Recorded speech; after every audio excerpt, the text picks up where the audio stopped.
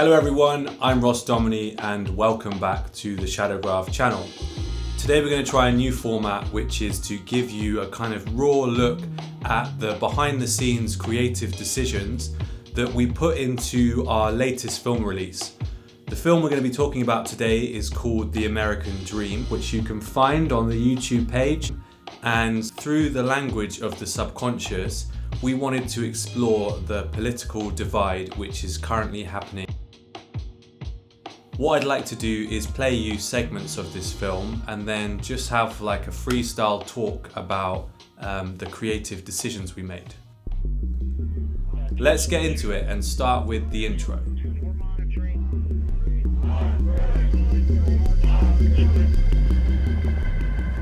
So here you can see a classical video reportage or video journalism style of filmmaking. We're filming on the streets, we're capturing the division and tension of protest. Of course, when you film protests, you already have a much higher stake in drama because sometimes protests can lead to riots, arguments, different political factions gathering on the streets to voice their views and concerns. And if filmed well, it always makes for quite good footage. If it doesn't stop, my prediction, I'm an analyst, is the population is gonna burn the country down. Period. It's really charged, there's lots of kind of power in the images, and it makes for a really nice dramatic intro.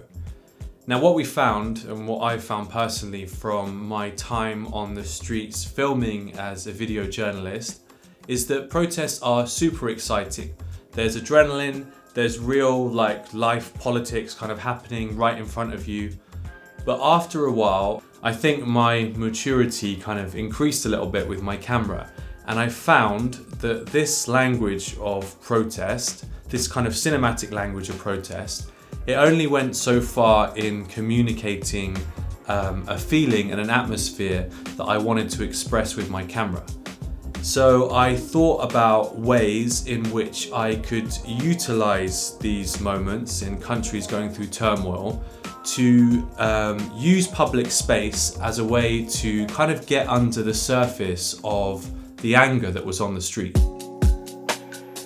As always with the kind of films that we do on this channel, they are very low budget in nature, so you have to work with what you have in your environment.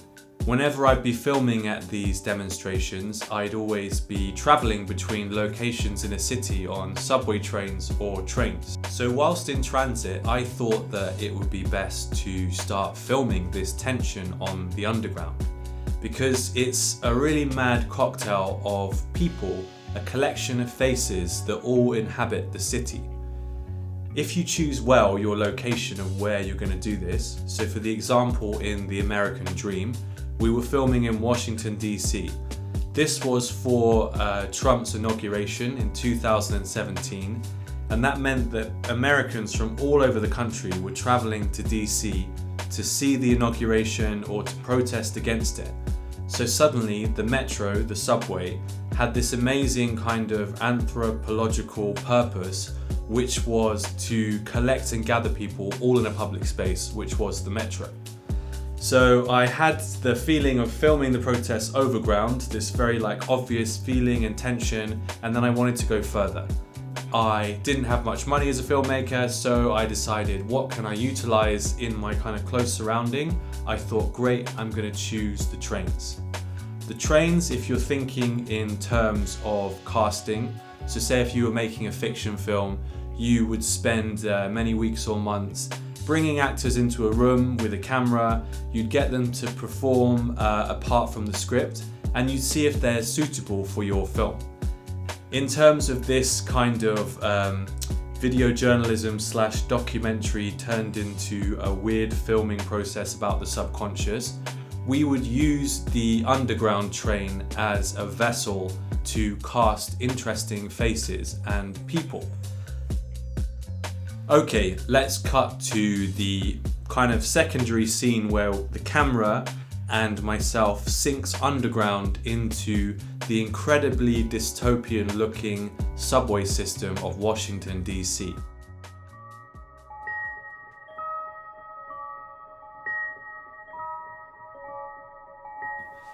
As a camera person, the first thing I look for is something that is visually striking. I think with filmmaking, it's always good to subtract and work minimally with what you have in your surroundings. So I didn't want to bust my back lifting a massive camera and taking lights on a subway, which would have kind of been very disruptive. I wanted to move with minimal camera gear, almost as if I was taking part in a street photography exercise. So I have a camera, I see what's in front of me, and I think of ways to make this as interesting as possible. The first thing that strikes me is the kind of mechanical nature of the escalators that are sinking down into the unknown, and I tried to film this in a way that I think could make a good intro for the film. I'm thinking of ways to take the audience from a transition of being overground, sinking under, into the world or the underbelly world of the subconscious. Suddenly I'm looking for light sources shining off the escalator, lights glaring from the trains coming towards the camera. I have a super slow motion mode on my Sony FS7, which I was using at the time, and I want to start utilizing sequences that could feel dreamlike in nature.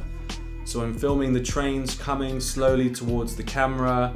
I'm not giving an F about whatever picturesque cinematographer people tell you about never shining lights directly into the lens. We want to get weird with cinematography, and it's really fantastic to see train lights or headlights from a car or whatever you're filming shining directly into the lens and kind of giving you this overwhelming aesthetic. Okay, so we hear this first line from this lady. So I have night terrors. I wake up screaming almost every night, multiple times. What was a struggle with this project is sound.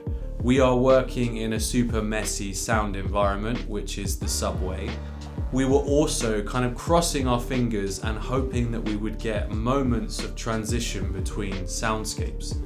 What I mean by this is that there would be lots of noises of trains, and it was really important where possible to just try and get some quiet in the background so that we could get good quality dialogue.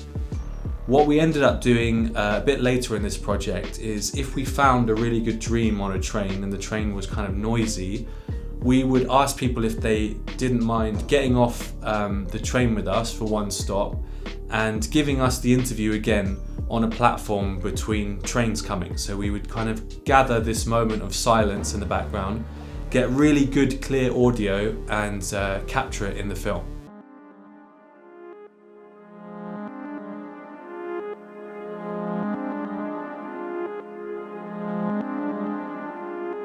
So as I'm getting more into the flow of filming underground, I am becoming very excited by the amazing kind of architecture in the DC subway system. There are these vast tunnels and concrete structures overhead that just look amazing on film. Now, the whole aesthetic for the Shadowgraph channel, one of the inspirations was for it to have a kind of sci-fi tone to it. So the DC subway system was perfect for this.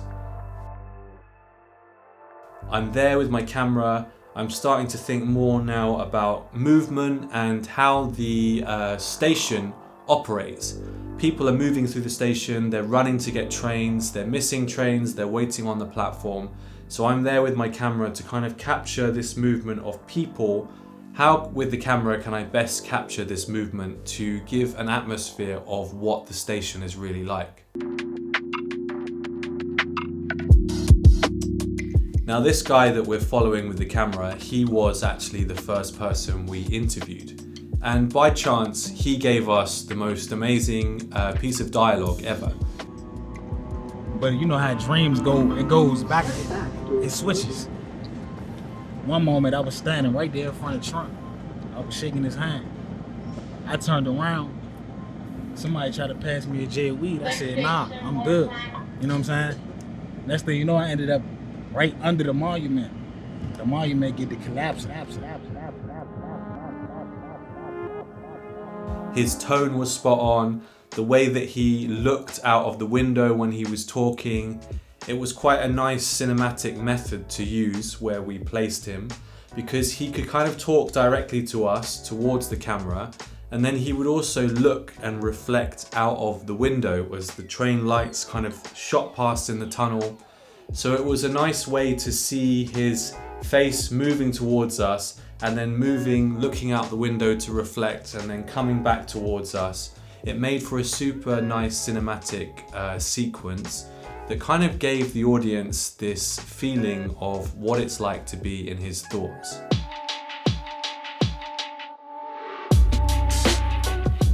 I just want to talk a little bit about the thought process that goes into filming people from political groups that you might not necessarily agree with.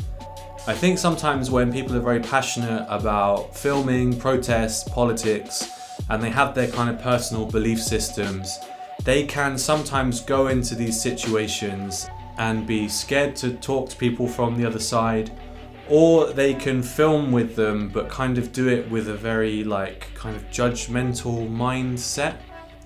So what I'm trying to say is just go into situations with an open mind, because you'll always meet interesting people, you'll learn from each other, and your film also needs to have this diversity of opinion.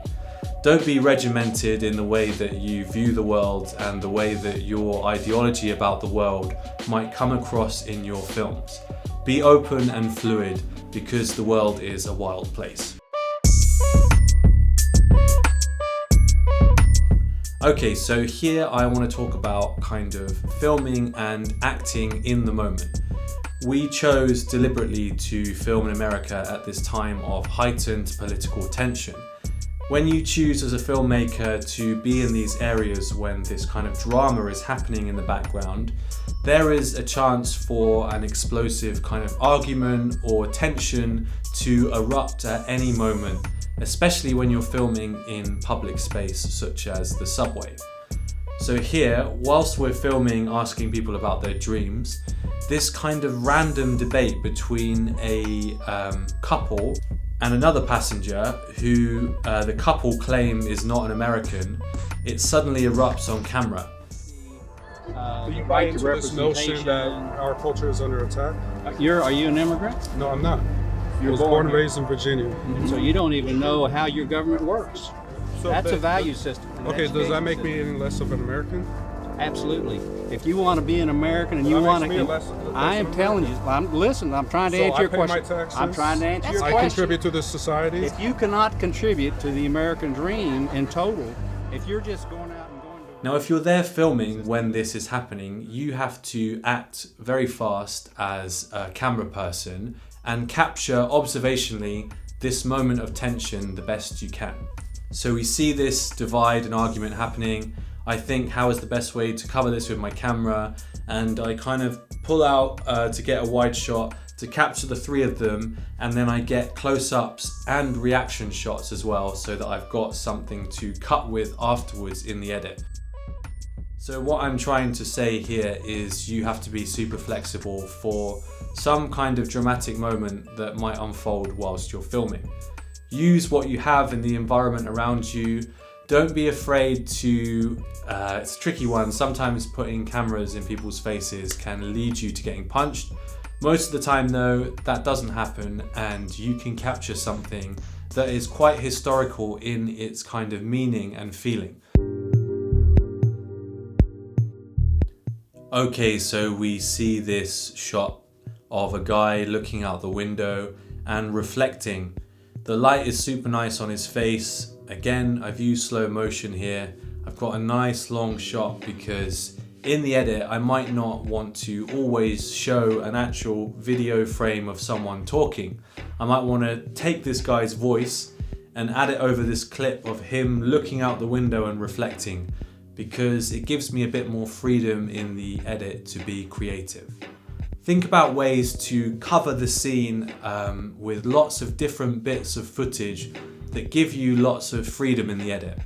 It's always better to have more footage than not enough. As we move through this section, you can see how I've got creative with the composition. We use different shapes of people's faces to make the edit interesting. So I'm trying to always think about a contrast in shapes from one shot to the other. So we have one angle for this shot, we have another angle for that shot. We have a mid shot of someone head to the top of their chest, and then the next shot I want to get a very close up of the mouth. Maybe I want to film someone's eyes and the side of their face. You don't have to film a documentary or a piece of video journalism in a clean-cut way. Sometimes if you're doing a job for a news organization or a TV channel, you have to kind of stick within certain rules. But if you're doing your own independent creative work, why not get weird and zoom into different parts of the face, especially for something like this that is exploring the dream world.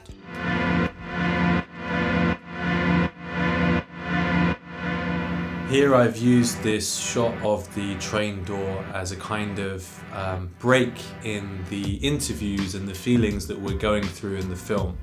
I'm imagining this from the audience's point of view. If I overload them too much with dialogue and interviews, they can be taken out of the story. So I want to give them like a shot that just gives them a break, and it's kind of like a beat that moves from one scene or one feeling of the film to another. So we use this door, we've got like a soft sound effect in the background, and then we start a new sequence with a slightly different theme within the dream world. I had a dream. I saw my dead grandma on the subway. She was sitting across from me and she was younger. And I said, "Oh, grandma?" And she's like, "Hi, Juliana." And that's my name. And she said, "I know you're dating someone." And I said, "Yeah, I just started seeing someone." And she said, "He seems like a great guy."